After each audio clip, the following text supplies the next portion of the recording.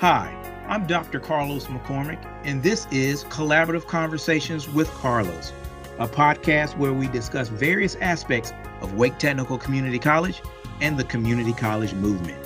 If you want to find out more about the magnificent work Wake Tech is engaged in, and also learn about the many facets of the community college movement, keep listening as we will have a diverse collection of guests from students to community college presidents. Let's get started. Welcome to Collaborative Conversations with Carlos. Joining us today is Eleanor Miles. The goal of today's conversation is to discuss mindfulness. Thank you for joining us today, Eleanor. Eleanor Miles from the ILC here at Wake Technical Community College. How are you doing today? I'm doing well, Carlos. I hope you are. Doing just great and can't wait to hear this conversation. Today's topic is mindfulness and mindfulness in education. But before we start talking a little bit about mindfulness, tell us a little bit about yourself, your role here at the college, and what excites you. What do you like to do in your off time?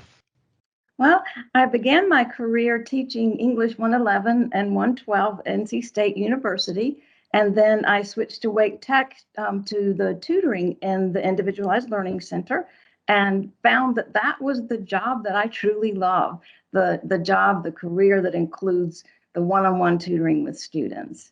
And so in terms of what I truly enjoy, I enjoy my job, and I know I'm truly lucky to be able to say that, but also I love to read. I love to do research that ends up applying to things like mindfulness that works for me, but also works for students that I can help along the way, and staff and faculty members too.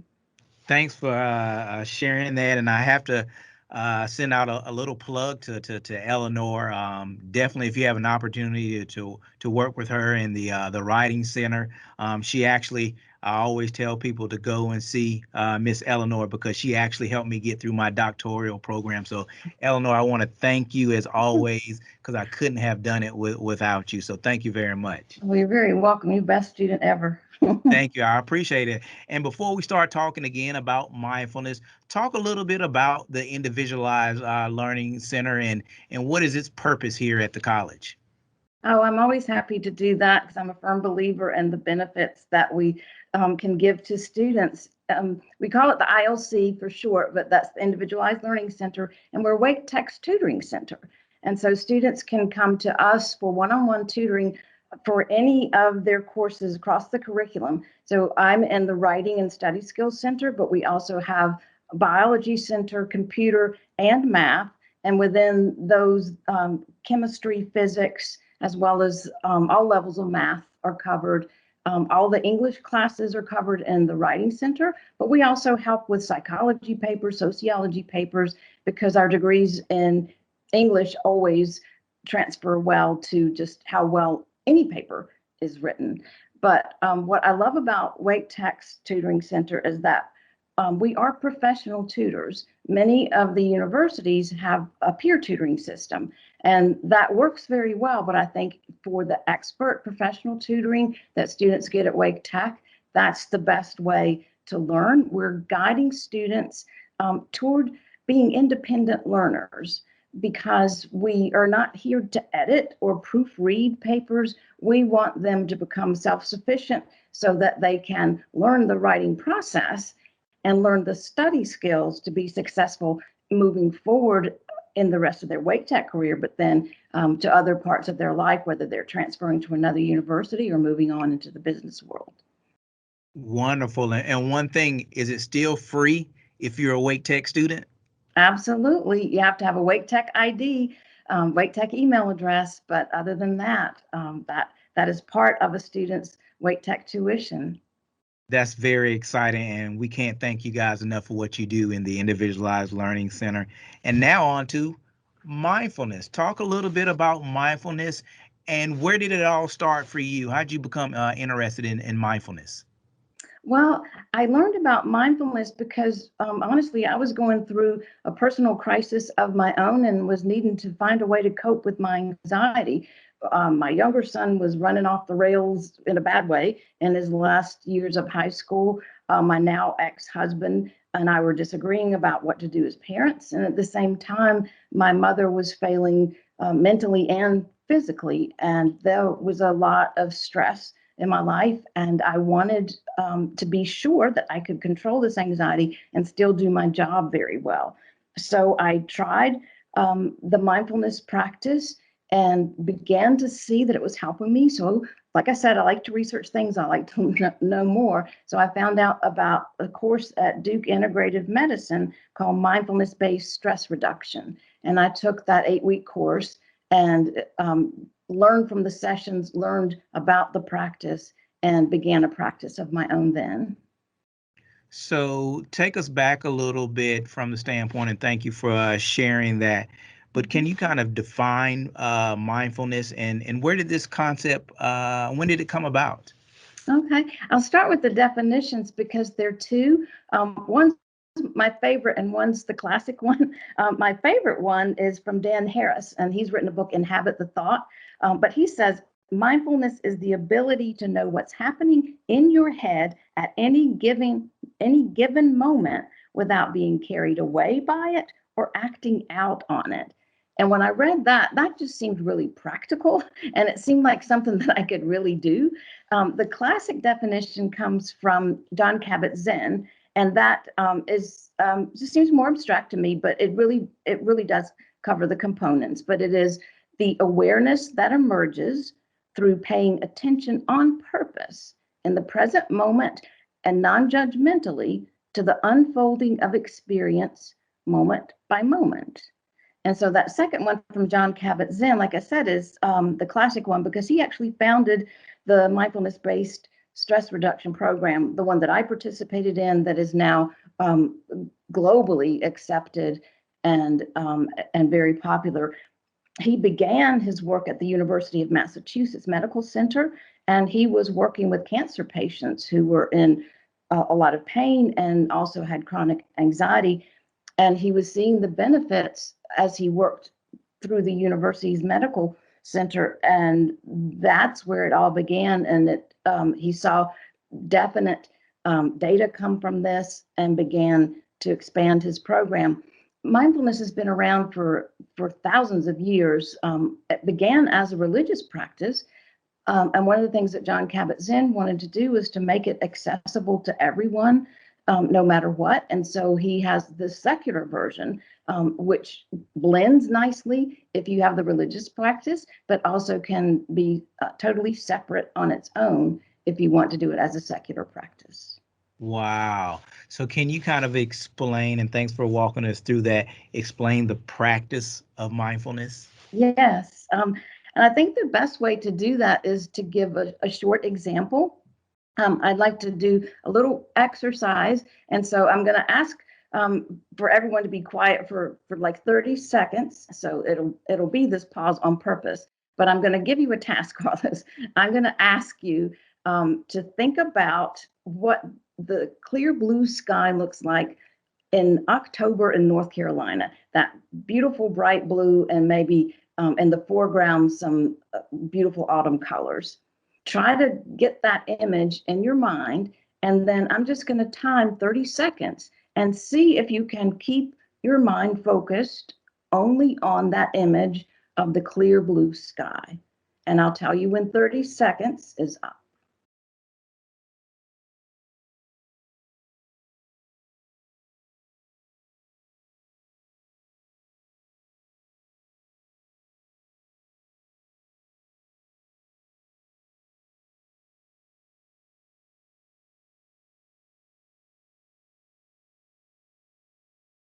Okay, that was about 30 seconds so that you could see what your mind does naturally. So can you describe your experience? Were you able to keep your focus during that 30-second time period? Yeah, most definitely. And let me know if I did it wrong, but I was thinking October, clear blue skies. But one of the things that we actually missed this year, and I normally do in October on those nice days, is going to the state fair. So I kind of Yes. visualize myself being amongst thousands of people, which we weren't able to do this year because of the pandemic. But usually it's a nice blue sunny day, Mhm. and that's kind of what I was visualizing. Hmm. And that's excellent. And so you come away with this positive feeling. You've taken a moment of not trying to do anything else except relax for a little bit. But a lot of people try in moments of calm or the time of a mindfulness meditation to only think about the one image of the clear blue sky and nothing else, but your mind turned to associations with it, which is what the human brain does. That's like the default state for the human mind. We start thinking about what that reminds us of, and then we may start to get some thoughts in of maybe even regret.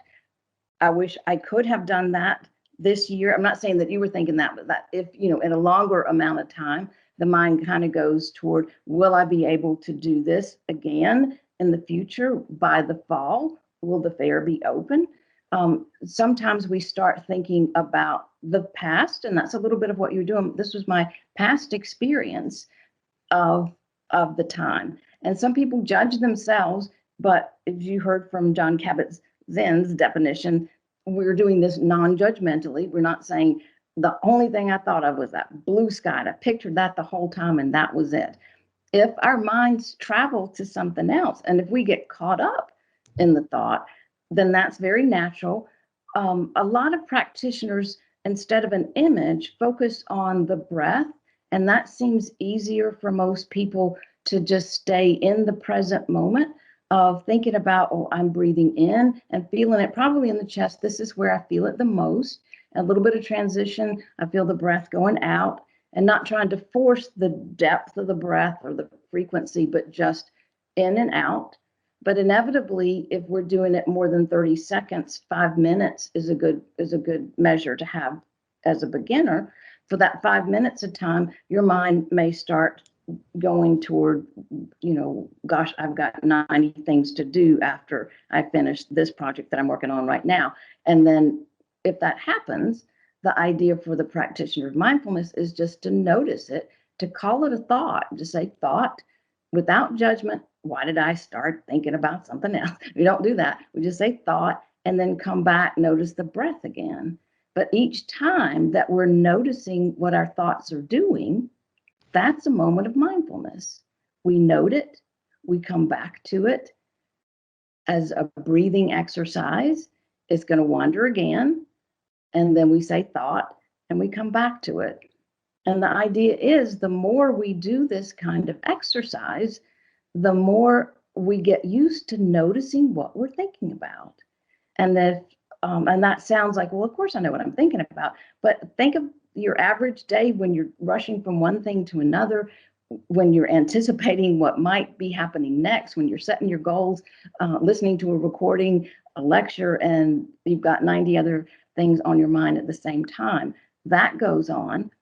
And then also our minds just naturally judge things. We judge ourselves harshly sometimes. We think as even if we're just going for a walk. And this is one exercise that I recommend too for people. If you're going for a walk, just notice in the course of a 5 minutes of your walk, how many times do you start to judge? Oh, that's really nice, or I don't like that. For example, that person's keeping their lawn so beautifully. Oh, why can't I do mine like that? We get into self-judgment, or that person needs to rake their yard. It's a big mess. And, every once in a while, we just get those things going in our heads, or my feet are hurting, or how much longer do I have to walk? We're not really present with what we're doing. And so that makes a big difference too. Um, Wow. Wow. yeah. You talk about walking, and it's getting to be spring and summer and that beautiful time. And one of my passions is to take long walks, and oftentimes not necessarily judging other lawns, but I'm thinking about other things.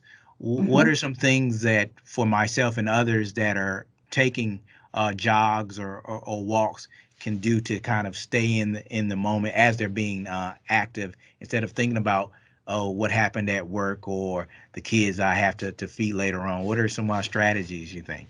Oh, a good point. So one of them truly is the breathing, which goes very well with the exercise. You wanting to maintain your steady breathing. Think about only it's coming in, it's going out, it's coming in, it's going out, and then that in itself is relaxing, but it's going along with your exercise as well. What we're aiming for with the attitude that we go into an activity. It can be a walking meditation, running meditation, awareness of nature, a mindful moment, or a guided meditation. Any of those all work for mindfulness. We go into them with certain attitudes, and they're called the 7 essential attitudes of mindfulness. So I wanted to cover those. But if you put them all together, they sound like a really nice way to live. It's things like being non-judgmental, patient, having a beginner's mind, letting go, acceptance, trust. And so these are all qualities that are part of the mindfulness experience. And so the non-judgmental I've touched on a little bit already. It's just, going on in our minds all the time. Just being aware of it is a mindful moment. And then maybe, at another time, table that thought, but then think about, well, am I generally taking a negative outlook on things, or am I doing really well by focusing on things that are positive? But in the moment, the idea of just staying in the present with the breath coming in and out, and then you'll notice a thought, note it, and come back to the breath in and out. And so it's really a great moment, because you asked about having so many things that you're planning in your head, and that's really a brain activity you're doing. And so non-striving is one of the essential attitudes as well. And that doesn't mean you're not trying to reach goals or do what you're supposed to do in the course of a day. It's quite the opposite. It's just taking that little bit of time not to be doing something productive. It's okay to give yourself permission not to be doing something. And so you're in nature, just notice it. Notice your breath, but your senses can be open to the smells, the sights, the sounds, as well as you're doing the exercise. The parts about acceptance or letting go sort of sound like you're going to go like, well, nothing I can do. But again, it's quite the opposite of that. It's getting a more realistic look at what is going on in your world. And so as you're doing a mindfulness exercise, a lot of times the thoughts come up. And like I said, you can table them for later and go, okay, this is what's really popping up in my mind a whole lot. What can I do to address it? If it's something from the past that you can't fix, you need to let go of that. If it's something from the past that you can do some kind of restitution for, make a plan. If it's something in the future that's totally out of your control, such as when or if there'll be another state fair in the fall, then let that go. Come back to what can I truly make a plan about that will help my social life or my relationships with other people. So, how do we translate that to student success? What are some of the strategies, and how do you guys in the Individualized Learning Center use mindfulness to help students at Wake Tech be successful? I teach the mindfulness practice during several of the workshops that I lead, and other tutors do as well, of course, because that ability to be in the moment and to actually practice disciplining the thoughts helps students in a variety of ways. It can help very much with getting a better ability to focus and pay attention. And that's really essential in terms of a student's life, to be able to actually pay attention to what is on the page, on the screen in front of them, using their time efficiently so that their minds aren't wandering and really looking at what has to be done during the time of a test, paying attention to it. But also students come to me for test anxiety, and that's one of the workshops that we do. The work with mindfulness also helps with that test anxiety as well, because a practice of mindfulness generally helps people control their anxiety just for that very reason of narrowing things down to what can I honestly do something about, and letting go of what one psychologist, Kelly McGonigal, calls time traveling. She calls it time traveling when we go back and get stuck in the past and start ruminating, or we start worrying about something that we absolutely can't fix, or we worry too much by catastrophic thinking. So we keep ourselves focused with the mindfulness meditation, and that the more we do that, the more that disciplines our minds. We catch ourselves sooner when we realize that our mind's wandering from the task at hand. So I also do a workshop with stress, how to, you can't really manage stress. You can't make it go away. Everybody's life is going to be stressful. That's the nature of life. But what do you do when you're stressed? Is one of the workshops that I lead. And the mindfulness practice is a part of the activity that helps you grasp the concepts about what to do in terms of a stressful life. Wow, wow, exciting. What about faculty and staff as we're leading and guiding our students here at the college? What are some strategies that you would share with our faculty and staff here at the college, and how they potentially on a day-by-day basis utilize our mindfulness?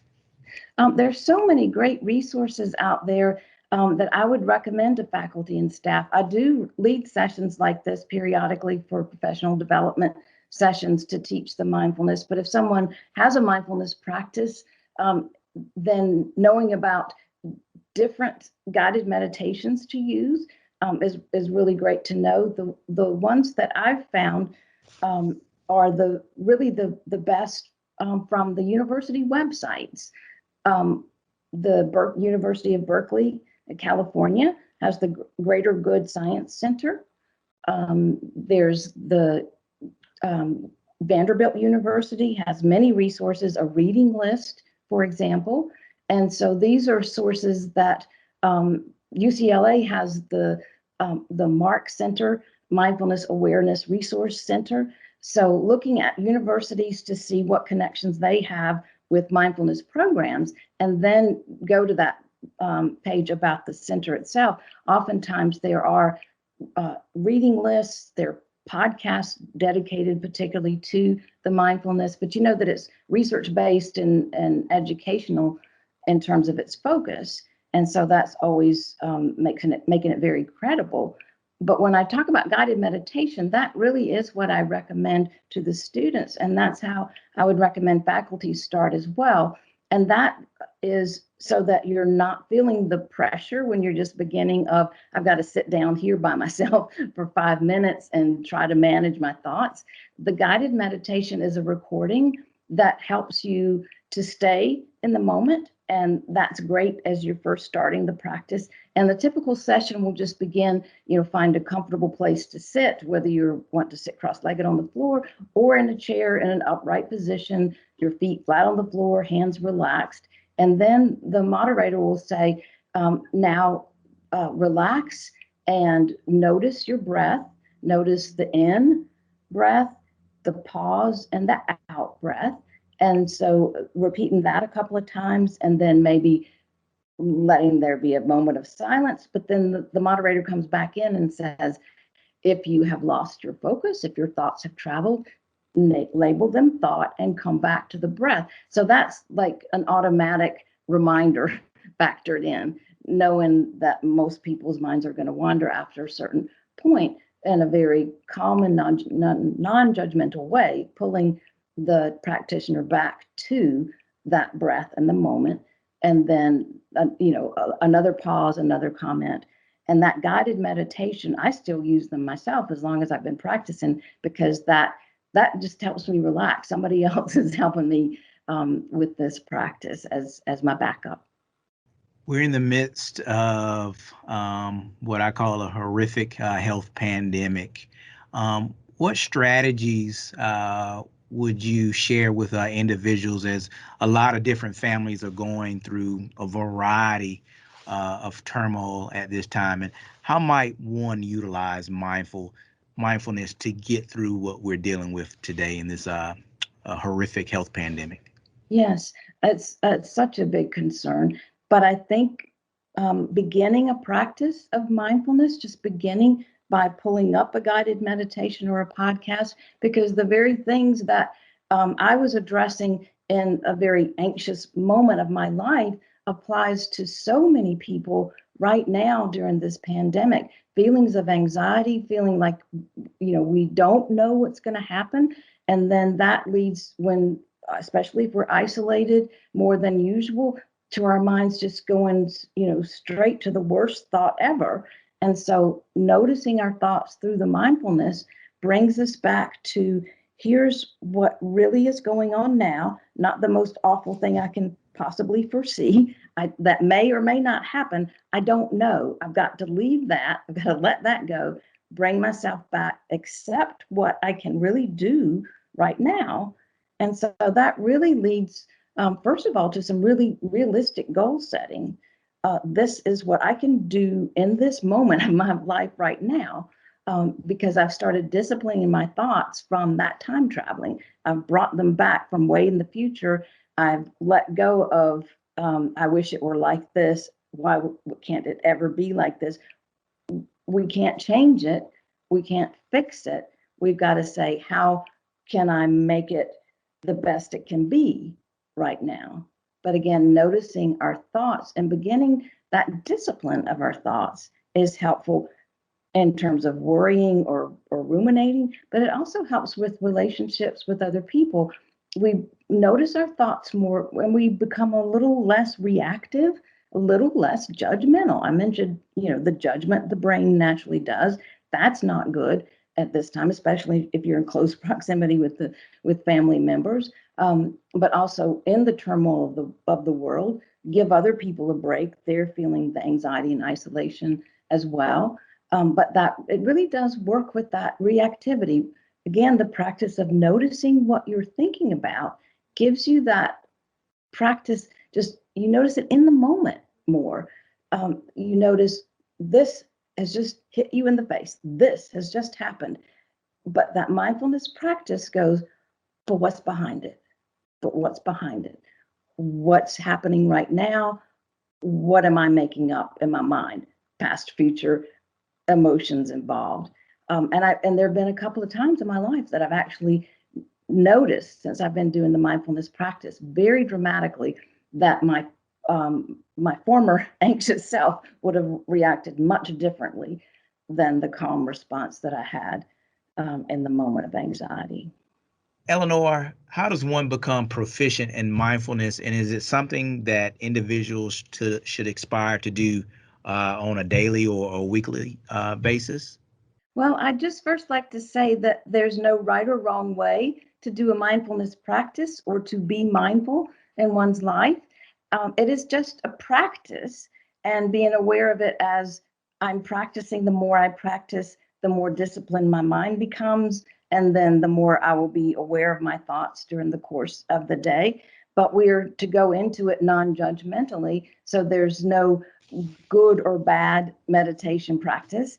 And really, as much time as you're comfortable with is what I would say. Start at a reasonable small amount of time of 5 minutes, spaced out during a week, not expecting yourself to have a chance to do it every single day when you're adding it as a new practice. Ideally, I guess, building up to a 40-minute session is what the people who've been doing it for decades actually aspire to. That's difficult. If you could fit one of those in during a week and then do shorter ones in the course of a week, that would be great. But don't put pressure on yourself in terms of how many times have I done it, how long did I have it last. Choose the times that work for you, and like I said, build up if that's necessary. If you find a particular time that works for you, stick with that. The main thing is just to keep noticing your thoughts and letting that help discipline your thoughts during the course of a day. Thank you so much, Eleanor. This has been a enlightening and wonderful conversation. Do you have any other tips or strategies or other information that you'd like to share with the audience? I would like to mention that there's a lot of scientific research very within the last decades being done on mindfulness because there's so many developments in the field of neuroscience. And so these scientists are able actually to provide data because they have the instruments now to measure brain activity, to measure growth within the brain in certain sections and which areas are growing. And that's fascinating to me to know that what those of us who practice mindfulness know, quantitatively is different than the qualitative experience that we know. We know anecdotally it works for me. I can tell you that all day long. But many people are very interested, as I am, to know that actually this is truly a process that's going on in the brain. The certain areas of the brain that help us pay attention, that help us not react strongly to events. I've been talking in general about disciplining our thoughts, but that really is particular activity that is going on in the brain. And that you can find lots of research articles from those university websites that give specific detail about that. But again, I think that's a fascinating part of it as well. Thank you so much, Eleanor. It's been wonderful. And if you've enjoyed listening to Eleanor, we've already had discussions about future podcasts. So please tune in again in the near future as we'll have Miss Eleanor Miles from our Individualized Learning Center here at Wake Technical Community College. Thank you, Eleanor. Thank you for having me. I enjoyed it very much. Thanks for listening to Collaborative Conversations with Carlos. If you like the show and you want to know more, be sure to visit us at waketech.edu. See you next time.